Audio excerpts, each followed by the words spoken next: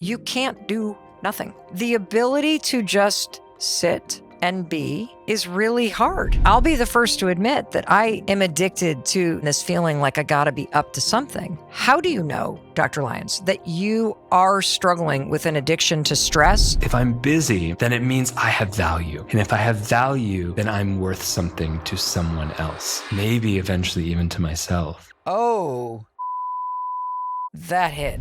But it begs the question, how do you heal this addiction to being stressed and busy? I don't think you're going to like my response, which is... Hey, it's your friend Mel Robbins, and I am so glad that you're here with me. I always love spending time with you. It's an honor to be able to spend this time together. If you're brand new, welcome to the Mel Robbins podcast family. If you're listening to this episode because somebody that you love sent this to you, do not be offended.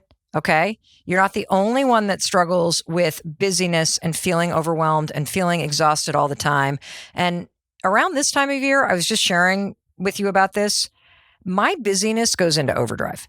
Like, I just suddenly feel like I'm behind. I haven't bought gifts for people. I don't even know what I'm cooking for dinner tonight. So how on earth could I possibly know what I should be doing for the holidays?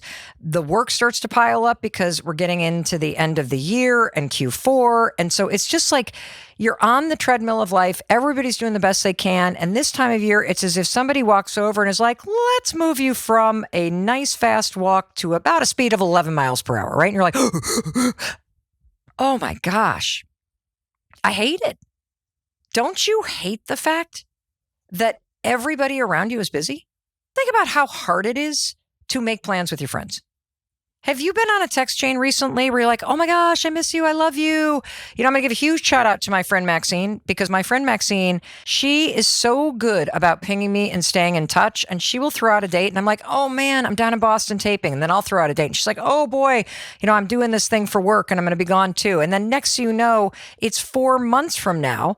And then we nail a date. And then 4 months from now comes and something else has happened. And now both of us have something else going on and we can't take time for a walk. Aren't you sick of this?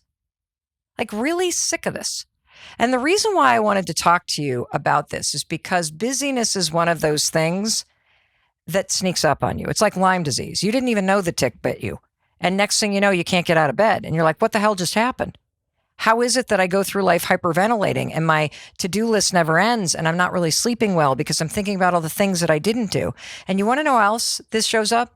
Last night, I got home and I've been on the road promoting the Let Them Theory book. Thank you for ordering it, for supporting it. And so I get home. I've been on a business trip for a week. The dogs are jumping up and down. We're all excited. I haven't seen Chris in a while. We sit down. And instead of sitting and talking, what do? Well, he turns on the TV and I open up my phone. And then I put my phone down. I'm like, hi, so, you know, how was your week? What'd you do today? And we start talking. And then he starts watching TV. And what did I do? I crack open my laptop. And Chris reaches over and goes, boop, and shuts it and goes, I thought we were just going to hang out. And what I noticed in that moment is something that I know you struggle with. You can't do nothing. The ability to just sit and be is really hard. I need help with this. I need to understand why the internal engine inside me gets revved up so quickly. And you need help with this too. Because if you can't stand in a line at a store without staring at your phone and occupying the time, or if you're like me, where you're just constantly running from one thing to the next thing to the next thing. You don't even know what you're doing. And when I moved to Southern Vermont, I had this realization. We don't have any big box stores where I live. And I had basically nowhere to go except for this general store that was built in the 1800s that is absolutely amazing, but it's not exactly a Target. And I realized when I moved to a place where all of the things that I kept myself busy doing were not here, how addicted I was to literally being busy doing nothing. I would be bored at home. I'd dart over to the grocery store. I have food in my pantry. Why am I going to the grocery store? I would dart on over to the mall. I've got clothes. Why am I going to the mall? I would dart on over to a coffee shop. I can make coffee at home. Why am I going to a coffee shop? Because I have come to realize that my addiction is not alcohol. It's not drugs. It's not porn. It's not like opioids. And thank God. But it is a very serious issue, and it's a addiction to being busy. The first step is truly in understanding what's happening inside of you. And just like that little tick that bites you and it turns into Lyme, this has gone undetected and spun out of control. You know, one of my favorite commencement addresses is by the late best-selling author David Foster Wallace. And in 2005 at Kenyon College, he gave this address that was later turned into the book, This is Water. And he tells this story about two little fish swimming down the, wherever they're swimming. And this older fish swims by him and says, "Hey, boys, how's the water?" And the little fish look at the older fish and go, "Water? What's water?" And the point of the story is this. It's hard to see the thing that you're swimming in because it's all around you. Just like it's hard to know when that tick bit you, that Lyme is forming. And I believe that busyness is the water we're all swimming in right now. And none of us know it. And that's why we never see each other. It's why we cancel plans. It's why we stay and work late and work over the weekends instead of seeing our friends. It's why we don't make time for what's important. We don't even understand what's actually happening. And today, you and I are going to get a master class in what is happening and recognizing the water that we're swimming in so that we can truly decide how we want to feel and how we want to move through our days. And so I called my friend, Dr. Scott Lyons, and I'm going to tell you about him in a minute. But I reached out to him because I recently saw something that he wrote all about this epidemic of an addiction to stress and busyness. And I was like, addiction? And so first thing I did is I went, to Google and I looked up the definition of addiction. And an addiction is any pattern of behavior that you engage in that is harming your life. That's what an addiction is. This pattern of behavior that you engage in repeatedly, even though it's harming your life. And when I thought about it that way, I was like, I guess this is a pattern of behavior because I am always busy and it has a negative impact on my life. And I'm sure you are now thinking about it too and thinking, wait a minute, being busy all the time isn't helping me. Being stressed all the time isn't helping me. I've never thought about it in this context. And so I reached out to my buddy, Dr. Scott Lyons, and his resume is crazy long. So I'm just going to kind of cut to the short because I know you're too busy to hear a long resume. That's a joke, but it's also true. He's a medical doctor. He has a PhD in psychiatry. He developed this somatic stress release process that is now taught in 20 countries, and it restores your biology to a state of calm and peace. It's really unbelievable. He's a best-selling author. And so I reached out to him. He was actually out at Kripalu with all of these incredible experts and PhDs in holistic medicine. And I caught him in between sessions he was leading out there on the topic we're talking about. And so what you're about to hear is a conversation that Dr. Lyons and I had. I want you to hang with me and listen all the way to the end, because as Dr. Lyons and I go deeper and deeper and deeper and give you more and more examples, you're going to be like, holy cow, I had no idea how deep this went and what this was actually about, which is why I can't wait for you to hear this, because I love looking at topics in a whole new way. Because when you truly understand something differently and more deeply, it gives you the power to change how you show up. And that's what I'm super excited about. So as you're listening to Dr. Lyons, you may hear a little background noise because Dr. Lyons is literally at a conference teaching people that have paid to be there, but he jumped out and made the time for you and me. And so here's what I want to do. I am going to play the very best things that he said. And he said a lot of amazing things so that you can learn from Dr. Lyons. And then in between each one of the things that he's teaching you, I'm going to unpack it a little bit to make sure you really get it and you know how to apply it to your life.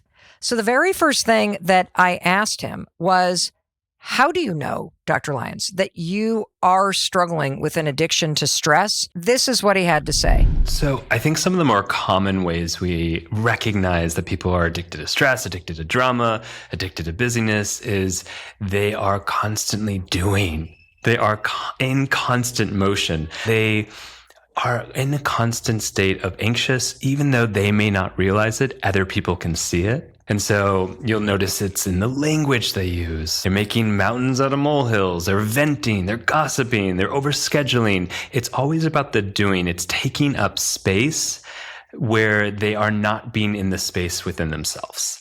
It's an avoidant technique. So whether it's an avoidance of their emotions, whether it's an avoidance of intimacy and relationships, whether it's an avoidant of having to deal with things in their life, how are you using that nether version of busyness to keep avoiding, to be out of touch with the things that need to be held, seen, supported, and felt within yourself? What are you avoiding in yourself still? It's an avoidant technique, and it is a form of control, especially with people who are really attached to being in stress. And I know that sounds so wild because who would want to be attached? Who would want to be connected all the time to a sense of stress? But when we go into the science of it, you'll realize we all actually do that. I don't know about you, but I really relate to the always in the doing. I feel like I am a doing machine. But did you hear the word that he said? Avoidance. That there is a huge connection between being stressed out all the time and avoiding something. Massive, undeniable link between having to go here and there and there and there and be busy and take it all on and avoiding something. And, I knew that I was going to talk to Scott. And so I looked into some of the research around what is it about productivity and doing and feeling like you got a lot to do when it comes to the research. And I found this really interesting thing that Stanford professor Albert Bandura in 1977 suggested that completing tasks fulfills your intrinsic human need to feel competent. It's why when you check the boxes on your to-do list, you feel rewarded. That makes a lot of sense, right? And so naturally, my next question to Dr. Lyons was, well, isn't being productive a good thing? I mean, aren't we supposed to get things done? And I realize this is kind of one of those balances of when is enough enough. But if you also think about it, being super busy and being productive makes you successful, doesn't it? Dr. Lyons has a different take on this because based on the research, there's a secret about busy people and how much they're actually getting done. Even if they're busy, they're most likely not getting things done. At least not in the expanse of their life. Maybe it's one particularly focused thing, like, ooh, I'm really good at filling my schedule, or I'm really good at this one aspect of work. And they really hyper-focus on it and they obsess. And yet all the rest of their life, their house, their apartment, their bedroom is a mess. Nothing else is getting done except the thing that they're choosing or they've chosen to hyper-focus on to avoid themselves or the feelings underneath or the relationships or the fear and vulnerability of intimacy. I don't know if you're sitting there and going, did Dr. Lyons come into my house? Because it's true. From the outside, it probably looks like Mel Robbins is a duck that is just on the surface of the water, and she is smoothly going through the water. She got it all together. Are you inside my body? I am those little webbed feet going. Brrr. In fact, as I sit here thinking about my day right now, I don't even know what the heck I'm going to cook for dinner. And now my heart's starting to race. Like I'm sitting here doing a podcast episode. I haven't gone grocery shopping in 2 days. I don't know what I'm going to do for dinner. Now I'm starting to get freaked out about that to-do list.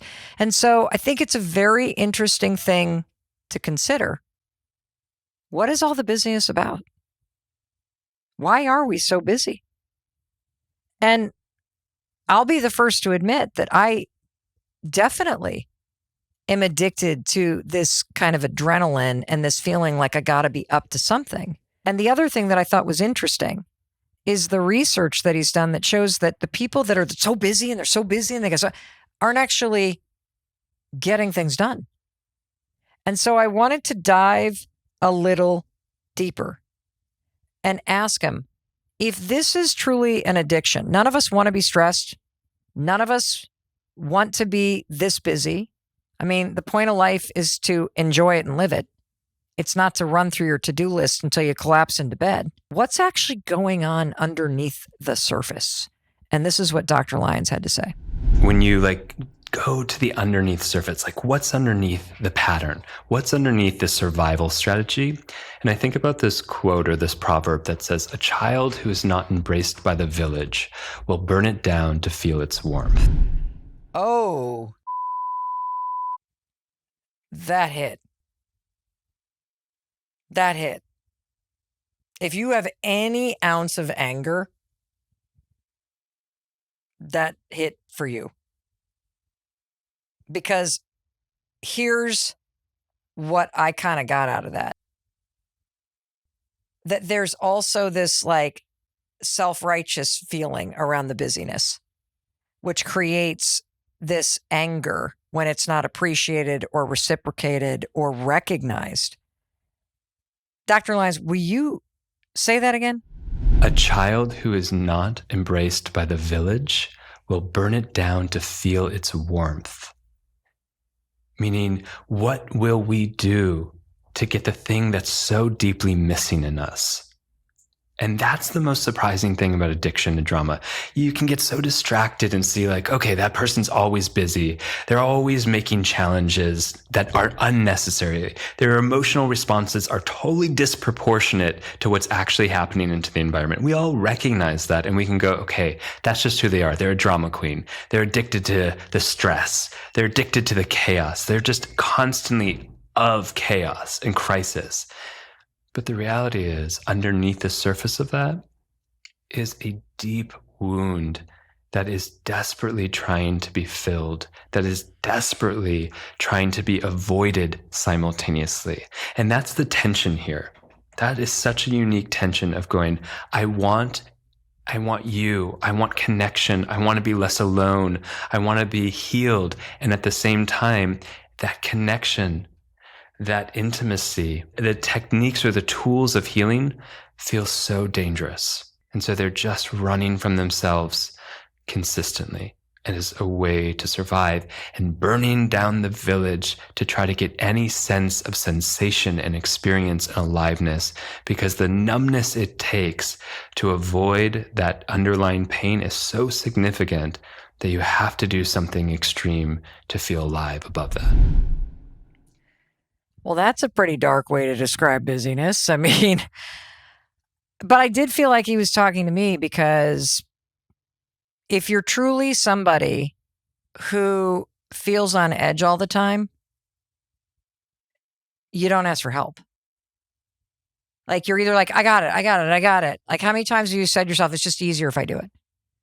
Or if you're like my husband, Chris, who is definitely more introverted, and his demeanor is more calm, he just assumes that he should do it himself. He's not used to getting the help, and so he never asks for it. And Dr. Lyons keeps going deeper and deeper into this, because on the surface, it's busyness. On the surface, it's performance.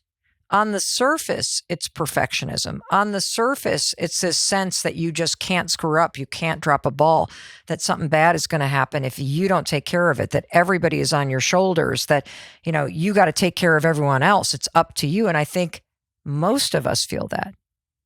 But Dr. Lyons is talking about the fact that this busyness and this inability to just be still and just be quiet or just do good enough or to let a ball drop, it's actually a sign of something way deeper.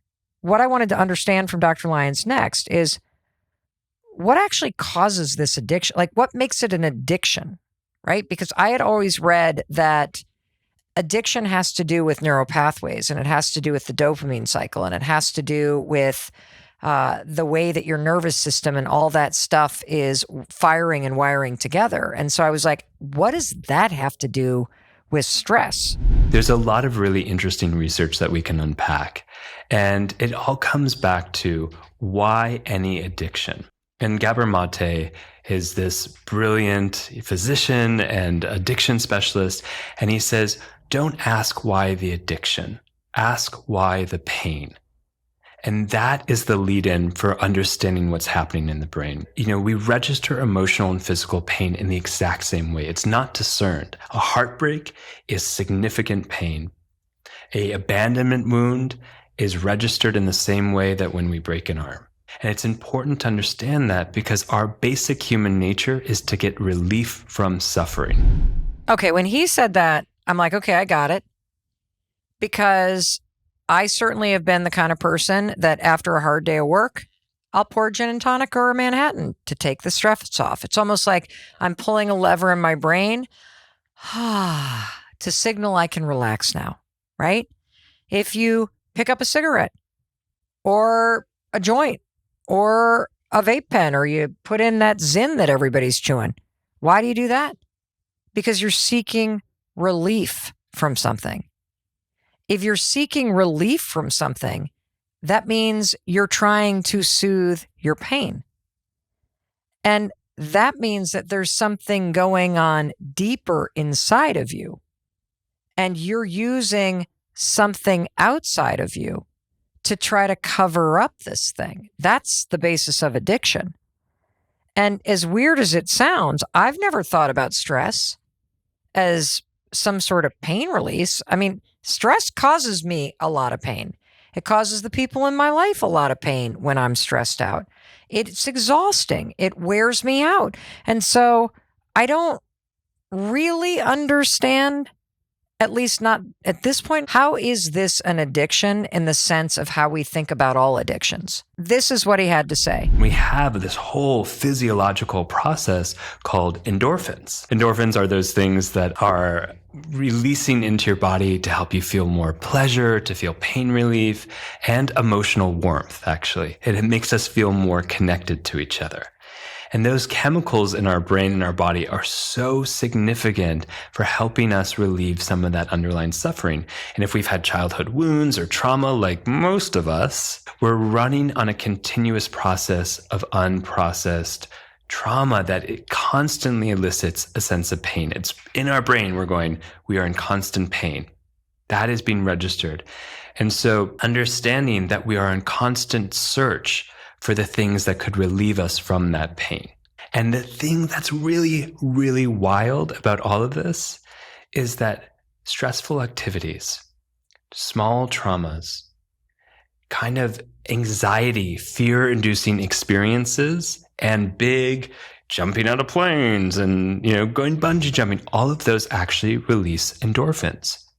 So when we're in a stress response, we're actually inducing our own pain-relieving mechanisms in our brain. And here's the tricky part, is that only works for so long. And like any other addiction, we slowly need more to get the relief. And so we become attached to the mechanisms that give us that stress, that give us that anxiety, that give us that trauma. And it keeps having to up the ante to get us there, at the consequence of our own physiology, at the consequence of our own well-being. Now, when he started to explain it that way, I immediately thought of a moment in my life where I was absolutely miserable. I'm going to take you back like 30 some years when I was in my, when I was in my third year of law school. I hated my life. I hated myself. I did not know what I wanted to do. I just knew I did not want to be a lawyer. I had no idea how I was going to pay off the debt. I had no idea what kind of job I was going to get. I was in a really toxic situation in 2 relationships. The guys didn't know about each other. I'm not proud to tell you this. I'm just telling you that this was the state of my life. Peak dysfunction. Okay. I've never been to a law school reunion. Now you know why. I do not like the person that I was back then. I did not know I had unresolved trauma. I did not know and was not being treated for anxiety. I did not know that I was really, really struggling internally. And so I just took it out on everybody and myself and everything around me. Let me tell you what my day was like. The alarm would go off, my eyes would open, and the first thought was self-hatred. And I hate my life. And I can't believe I'm still waking up in what feels like a nightmare. I'd then reach for a cigarette and light that cigarette up. I'd roll out of bed. I'd pour a cup of coffee. I'd race around. I'd be running late. I'd hop in the car. I'd drive to Dunkin' Donuts, even though I was late, right? This is addiction to busyness. You think that you can literally bend time.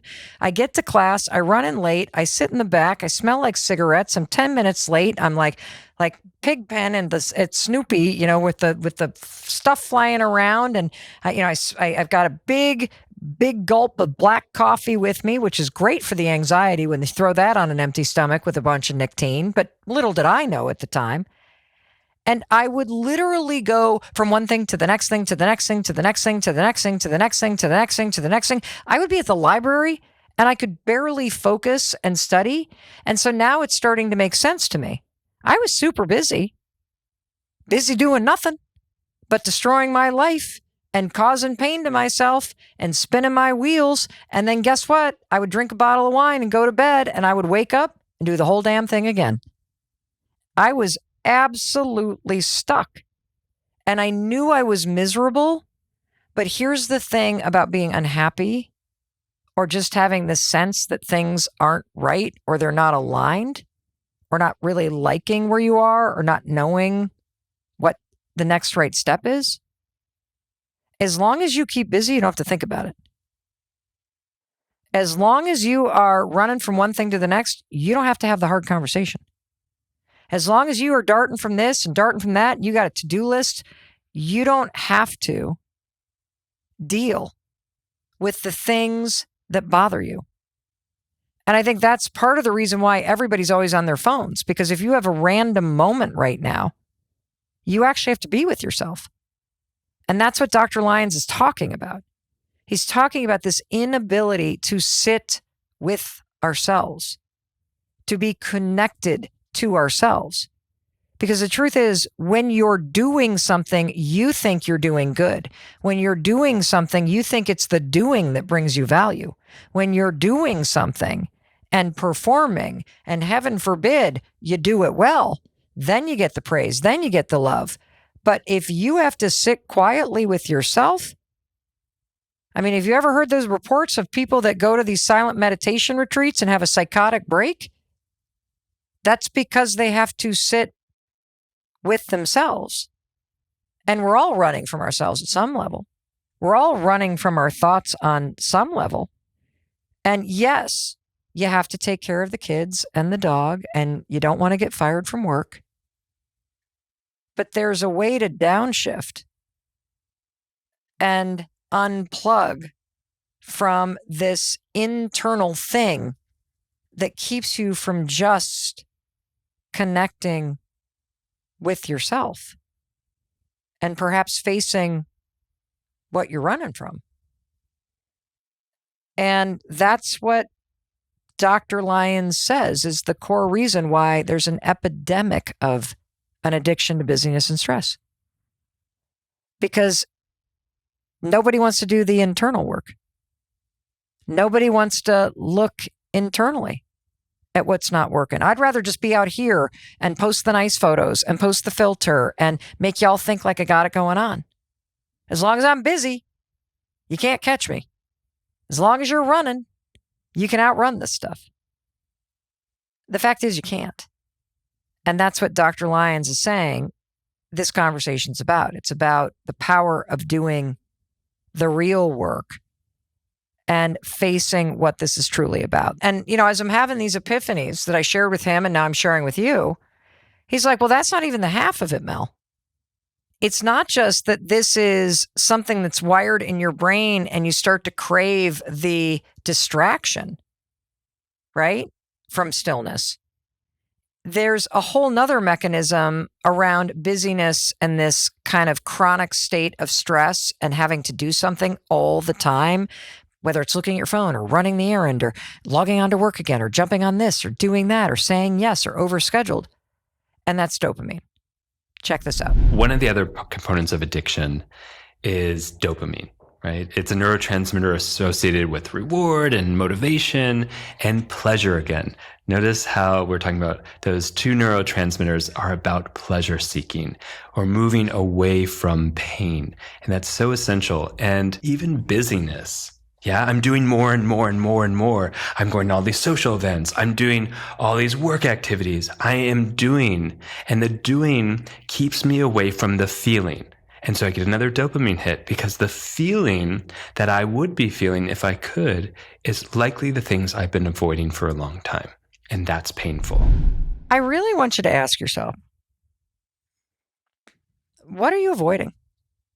Like, imagine if I could press pause on your life and you had to just sit with yourself for a week. What would come up? What would you want to work on? What are the conversations that you need to have? And as he was kind of going deeper and deeper, I got to be honest with you. I really started to look at my own life. I was talking to a friend of mine the other day, and she was asking how things were going at work. And I'm like, things have been crazy busy because I have this new book, The Let Them Theory, coming out. We're in the middle of the promotion. And plus the podcast has just been really incredible. And we've hired a bunch of new people. And so there's a lot going on. And she looked at me and she's like, Mel, you've always got something going on. You're always on the move.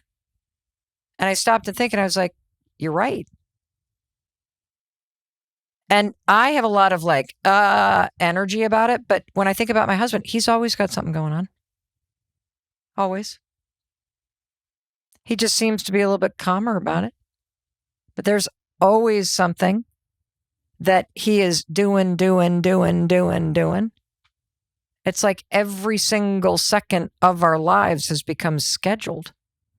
And then the second that the day is over, we both fall asleep on the couch. I bet you can relate to that. And here's the thing. It's not just a coincidence that you feel busier than ever, because this has been building for a long time. And what Dr. Lyons is teaching you is that this is actually probably your default state at this point, because of the fact that you're used to it, the fact that you get this dopamine hit every time you check a box and you move to this and you do that and do the other thing, and you're exhausting yourself. And he had something else to add to this, which I feel like almost every expert, do you feel this way? It's like, it's your childhood. Like, really? Is there a different answer ever? It's your childhood. This has been something going on since your childhood. You've been running away from this stuff since your childhood. Well, I'm not the expert in this, but Dr. Lyons is. And that's exactly where he went next. So if you think about maybe some of your earliest environments, the ways in which you became familiar with your family, with the people around you, with the environment, and we call that the baseline experience. So if I grew up in a chaotic household like I did, where there was a lot of physical abuse and alcohol and drugs, that was my baseline way of knowing how the world works. And there's a way in which I'm going to find that. I'm going to seek it out consistently. You know, we can think of, Freud talked about it as repetition compulsion. We keep going towards the familiar in hopes that we can eventually find something else. That's why we keep entering into these same relationships over and over again, hoping that next one will be a better person. But the reality is, until we've addressed the why we're seeking those people unintentionally, we're going to keep repeating the same pattern. So chaos is a familiar hell, and we will always chase the familiar hell because anything else feels like an attack to our nervous system. I just want to highlight that line. We keep going toward the familiar, hoping to find something else. I'm very familiar with running from one thing to another. And you want to know something sickening? I'm just laughing at myself here.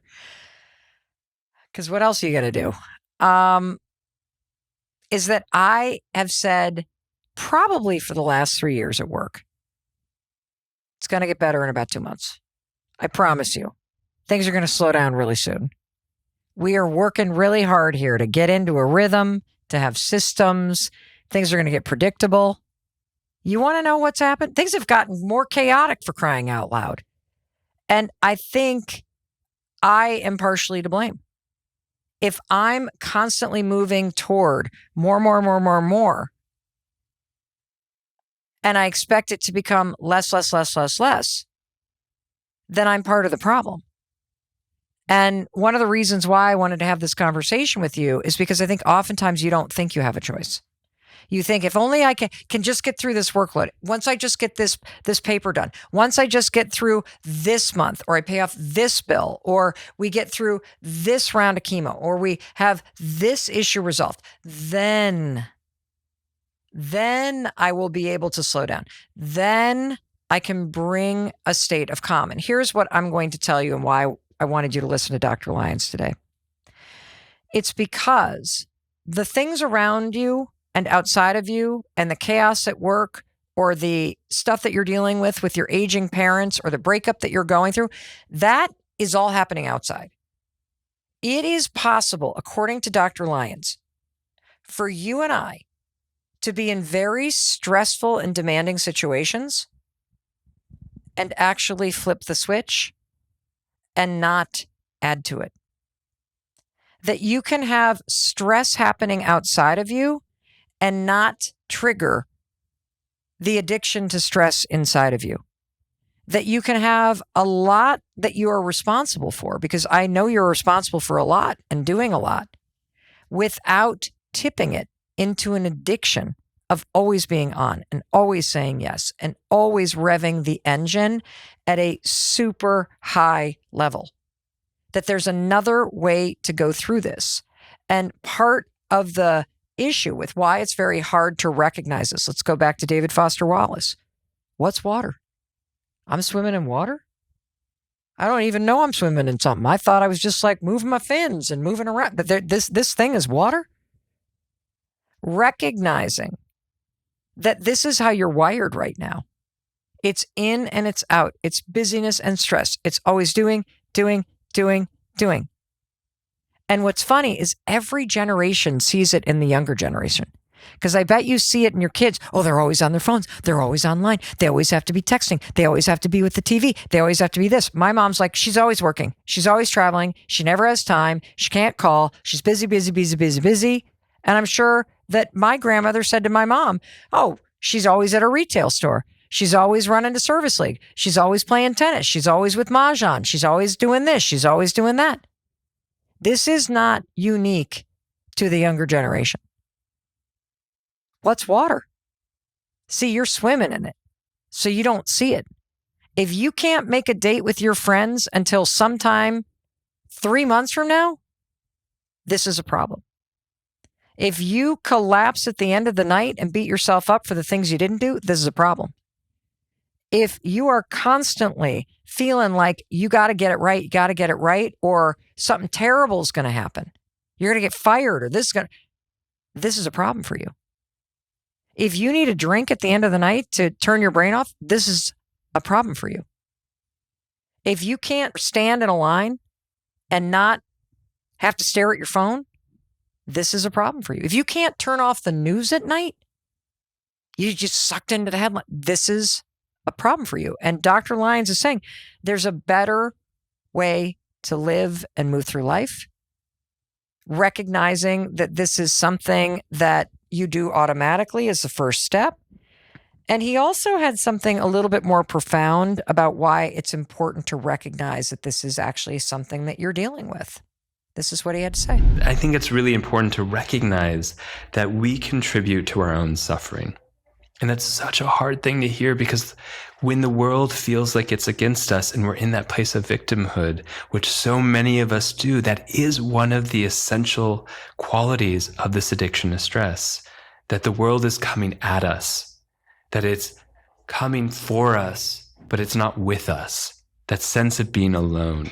And that is that child who's burning down the village to feel the warmth, to feel that comfort, to feel supported, to fill the gap of those underlying needs, childhood needs that were missed. Now, every time you brought up childhood, I'm like, okay, let's not go there. Like, I'm annoyed now. Does this have to do with my child? I don't understand why everything has to go back to childhood. When you first said the child who does not feel the warmth of the village burns it down, I'm like, ooh, get it. Got it. That's that turn my back on you and burn it down because now I'm angry because I did all this stuff for you and now I'm not getting back what I expected from you. That is that duty and obligation and transactional way to go through life. Do not want that, but I can relate to that, okay? But I literally was like, no. I don't want this to go back to childhood because how does my stress as an adult have to do with childhood? How does what I'm avoiding right now and my inability to connect to myself have to do with childhood? So, because now I'm getting like, I want a different answer, Dr. Lyons. He doubled down. Here's what he said. I would go back to the question, how, if at all, did we feel loved as children? How did we understand our value and our worth? Was it freely given to us? Did we have to do something in order to get something? And oftentimes, even when a parent is unavailable or they're busy on their phone, as a child, we turn it around at ourselves. Oh, they're not available because I'm too much. And I have to prove that I have value to them. And so I'm going to stay busy. I'm going to be a perfectionist. I'm going to go do that other grad school program. I'm going to keep earning everyone's love and keep dismissing myself and keep abandoning myself in the meantime to try to get them to come to me. Meanwhile, I have continued to leave myself. And that is a significant issue. So of course, this idea of worthiness, of busyness, if I'm busy, then it means I have value. If I'm doing something, I have value. And if I have value, then I'm worth something to someone else. Maybe eventually even to myself. All right, you got me. I don't think there's a human being on the planet that if you look back at your childhood and you think about the times that you felt the most celebrated, it was because of something you did. Your team won the championship. You did great at the debate. You brought home a great report card. You know, you did well in the dance recital. I just think this is how it happens for all of us. I think about being a parent. I certainly poured on the praise when my kids did the right thing or they did something really cool. I probably wasn't so great when they were annoying or when they were not doing what I wanted them to do. This is why they have therapy. I'm not kidding. I'm not kidding at all. And so this brings us full circle to the to-do lists and the satisfaction that you feel when you think you're performing and when you think you are getting everything done and how easy it can become to go from getting a couple things done to feeling like you need to get a million things done.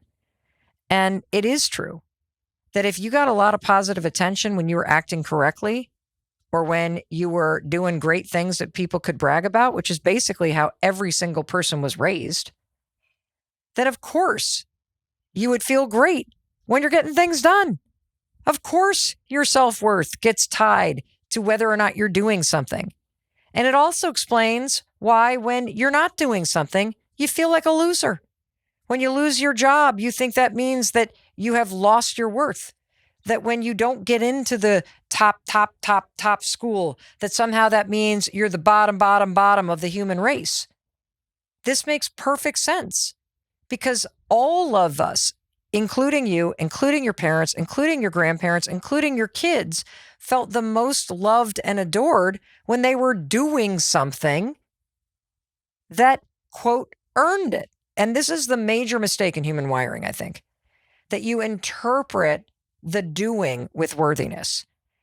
And if you want to feel worthy, then you just start doing more stuff. And it's also why when you feel stuck in life, you don't even know where to start because you want to make sure you do the right thing because you already feel bad. Wow. Dr. Lyons just kind of hit me over the head with that. It makes a lot of sense. And so slowing down means overriding all that programming. Slowing down, it's like an act of defiance. What are you defying? Your own life experience and training. Because if you really think about your childhood, when did you feel the most loved and adored? It's when you were performing. It's when you did things that made your parents happy or made people celebrate. We all had that same experience. Every single one of us has been trained to believe that we're worthy when we're doing something. Every single one of us received love and attention when we got good grades or when the team won. And when you get the right answer in class, everyone's like, yay. And you're like, ooh, I feel good. I'm worthy. Everybody likes me. Or when you win at something in school or you get good grades, your parents are like, yay. And you're like, oh my gosh, this feels good. And everybody wins. And this is amazing. Or you bring home a little drawing and you're like, oh, mom and dad, this is great. And they're like, okay, that's nice. And they put it aside and you're like, oh, it's not good enough. I'm not worthy. And so you get trained to seek positive attention. And what are we reward in today's society? Oh, the hustle. Oh, the doing. Oh, the $1 million in the bank. Oh, this thing, that thing, the likes. No wonder we're all addicted to this. This is just basic human experience. But understanding that that's what the training is helps you understand that that's why the default has become to always be doing or to think that you have to perform in order to be worthy of love. And that's not how life has to be. And that's why it's an act of defiance, because you're defying your own life experience for the sake of something that's going to be better. It's basically you saying to yourself, I'm worthy as I am. I'm unemployed and I'm still a good person. I did not get into that school and I am lovable and I'm amazing. And most of us don't know how to do that. And so it was about this point in the conversation, I was like, Dr. Lyons, you've buried the lead, man. Okay, you got me. If you had come out of the gate saying this stuff about childhood, I would have been like, delete. We're not doing this episode. But this is exactly on the money. And so it begs the question, how on earth do we heal this? Because I don't know about you, I don't have time to sit still. I'm not going away to a silent meditation retreat. I have a lot on my to-do list. But I don't want to be addicted to stress. And I don't want to be addicted to busyness. And I don't want to be a freak around my family. And I don't want to collapse in my bed every night and have this sense that I barely got through the day. I know there's a better way to move through life. And I'm sure you want that too. But it begs the question, how on earth do you heal this addiction to being stressed and busy? And this is what Dr. Lyons had to say. I'm going to just pause with that question. What is the first thing we do in healing this addiction to stress, this attachment to busyness? I'm going to pause and I'm going to say, what happens in the pause? Do you try to fill it? Do you have all these thoughts come up? Do you have this impulse to sort of bulldoze the opportunity to kind of reflect? And that's where I would start, actually, is in what happens in the pause. What happens in what we might call boredom? What happens when there isn't a stimulus to keep us going or some type of something that we're seeking or attaching to that relieves the pain for us? What happens when we stop trying to manifest situations and relationships and environments and that take away, that create that endorphic, pain-free response and have to come back to ourselves? So that first step is self-awareness. That first step is going, oof, this is uncomfortable. You know, when I was navigating my addiction to drama, which is, I'll be honest, it's an ongoing process. It is an ongoing process. But I remember sitting in a bathtub and having this impulse of like, oh, I got to go pick up my phone and call someone. Or I got to go read a book, or I got to do this, or I got to do that. And I simply turned around and I asked myself, what am I running away from? What's under the hood of this impulse to distract? And it was too much to actually deal with by myself. That's what I came to clarity about. It's like, oh, it's so much stored up that never got seen, that never got felt, that never got experienced, that never got held, that never got supported, that that's what I need. I'm going to eventually be able to do that for myself, but maybe not right now.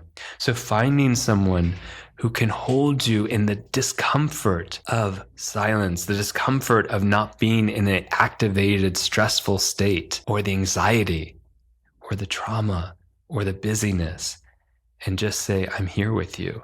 This is scary. This is scary because the moment we start to settle in our nervous system, there's an alarm that goes off that says it's not safe. A lot of these skill sets you will learn with someone else. I sit with people all the time, and I don't know how many times I've had to repeat to them, and that was then, and this is now. And that was then, and this is now. And it's not something that they'll understand cognitively. They have to embody it. They have to experience it. In the same way, you might know you're safe, but unless you feel you're safe, you're not safe. And it takes time to rebuild and reestablish safety as something that is safe, calmness, settledness as something that is safe, and stress as something that is safe. We want to have the full range of that human experience with the baseline of safety, which so many of us have never truly experienced. And Dr. Lyons said this to me, because there's a lot of big words there, right?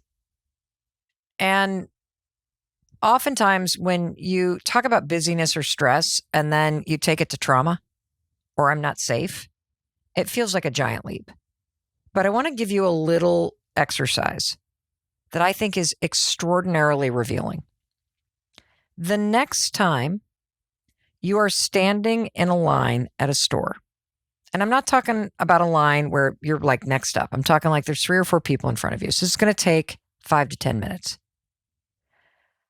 I want you to just not reach for your phone.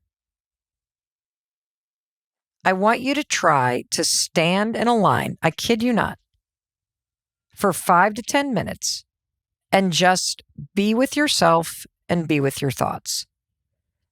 And something crazy will happen. You ready? You're going to start to feel the alarm that Dr. Lyons is talking about. You're going to start to feel agitation. You're going to start to rock back and forth. You're going to start to look around. Why? Because your body is used to being stressed and busy. You have trained yourself to always be distracted and disconnected from yourself. And those 5 to 10 minutes in that line before you get up to the cash register to pay for your groceries is going to be the longest 5 to 10 minutes of your entire life. Because you have no idea, neither did I, how much of a problem this is. That we reflexively reach for a device that connects us to the world and disconnects us from ourselves. And we have gotten to the point where none of us can even be with ourselves for 5 to 10 minutes in public, standing in a line. That your brain is so used to being connected all the time, to looking at something all the time, to answering the emails, to sending that text, to not knowing what to think about. So you got to distract yourself with social media. This is a huge problem. And I'm asking you to do this because I think when you hear Dr. Lyons say these big, scary words, you're like, well, that's not my problem. And so I want you to zoom in to an experience that reveals the alarm. Because if you can't stand in that line for the 5 to 10 minutes and not look at your phone, you have work to do. And so do I. Because I can make it about 5 minutes. And then it takes massive restraint. And I am working on this muscle. This is how big of a problem this is. And if you have ever complained about kids and how much they're on their phones, this is what I'm talking about. And it's in you too. 1000% in you too. And one other thing that's interesting about this conversation is I guarantee if I asked you, who is the first person that needs to listen to this episode? You have a friend that they're always busy. They're always overwhelmed. They're always running a million miles an hour. They always put everybody else first. They just are this person. And I know you're going to send this episode to them, but I asked Dr. Lyons, okay, so I'm very clear that I struggle with this. What could Chris do to help me? Or what could I do if I see this in one of my adult kids? Or I see this I see this with my daughter, for example, and I see this with another colleague of mine that just works themselves to the bone. It's not necessary. They can't unplug. How can you support someone other than sending them this episode? How can you support someone who is clearly struggling with this addiction to busyness and stress? And this is what he had to say. And buckle up, because it's a punch in the face. I don't think you're going to like my response, which is, if you're already looking at how you can help others, what are you avoiding in yourself still? How are you using that nether version of busyness to keep avoiding, to be out of touch with the things that need to be held, seen, supported, and felt within yourself? Lord knows I'm a psychologist. I went to a lot of school. I've helped a lot of people through the last 30 years. And my goodness, there's no better way to avoid yourself than to help someone else. And it is a form of control. So I want to just name that, oh my gosh, my neighbor is addicted to drama. They're so busy. They're so stressed. It's so hard to be around. What comes up in you? Come back to you first. Can you stay in yourself? Because until you can't address or connect with them. Any type of change or transformation takes relationality. And if you're not home in your own process, in your own experience, in your own groundedness, there is no relationality to go and do some type of intervention with someone else. Don't you just love a psychiatrist that just slaps you across the face? I know I do, because I don't have time to talk this out over years. I'd rather just get the hard truth right there. And here's what I got out of that. There's a friend of mine, David, who has made a huge difference in my life. And he's just a gifted coach and thought leader. And he's a very dear friend. And he has this saying, leaders bring the weather. And I just want to amend it for this conversation, because I think you bring the weather. And what Dr. Lyons is saying, and what my friend David is saying, is that your energy, your stress, your busyness actually is like the weather. If it's raining, everybody gets wet. If you're addicted to stress and busyness, everybody around you is going to get soaked with that.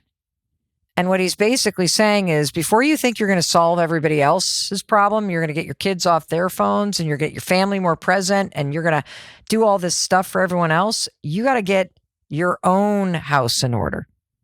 You got to bring out the sun, because it's only from a grounded place where you're connected to yourself that you'll actually be able to help someone slow down and reconnect with themselves. And I know what you're thinking. Wait a minute, that's it? You just literally revealed, Mel, that I'm addicted to stress and busyness. And I'm like, yes, I am. And yes, I need to reconnect with myself. And yes, I need to stop running. And yes, I need to really separate what I'm doing from my worth. And I need to learn how to be with myself. But how do I be with myself? Great question.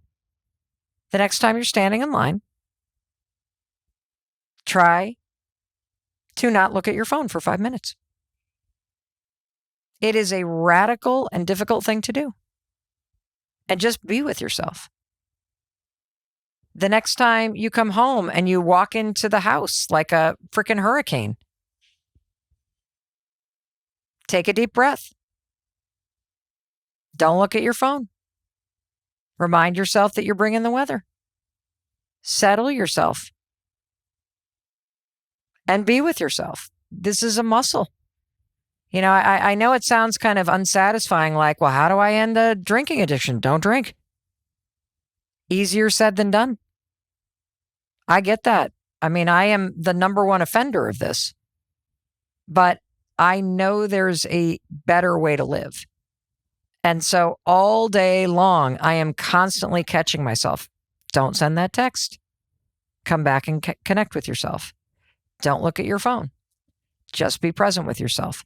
Close the laptop and just sit next to your husband and watch TV and be with yourself.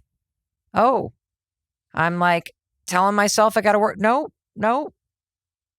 Mel, Before you escalate, let's de-escalate. Simply noticing and knowing what you're swimming in is the first step. Just remember the fish. What's up, boys? How's the water? Now you can say, the water's good. Because now you know that's what you're in. And once you know what you're swimming in, now you're more empowered to truly decide how you want to swim. And I know for me, I definitely want to slow down. I do not want to be addicted to stress. And I have big goals and big dreams, and so do you. And I think I'm going to be more productive and more effective if I can stay connected to myself instead of running myself into the ground. I want to thank Dr. Scott Lyons. I want to thank you for hanging in this conversation because it was a bit of like a mental tongue twister situation because I didn't want it to go that deep. I kind of want to just be like, tell me how to stop doing this. But true to form, that's more denial when it comes to addiction, right? Oh, it's not that bad of a problem. Just give me the tools, make me more productive, and then I can take time off, but I'll be looking at my phone. No, we're done. We're done. We're done.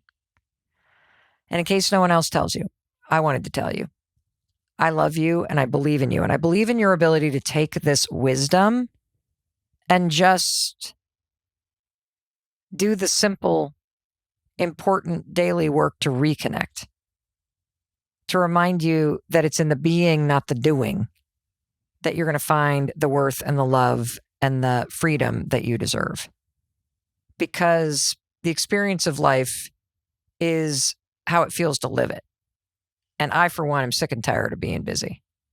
And I really want to drop in and truly enjoy it before it's over. And in order to do that, I got to be here for it. And so do you. All right. I'll see you in the next episode because I'm going to be waiting for you there.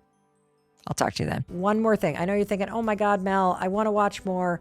Do me a favor. First, hit subscribe because that tells me you love this kind of content. And it also supports me in being able to bring you all of this inspiration and these research-backed strategies every single day. So just hit subscribe. Please, please, please. Thank you, thank you, thank you. And also, I know you probably want some more inspiration, something beautiful to watch. So check out this video next. I picked it for you. I know you're going to enjoy it.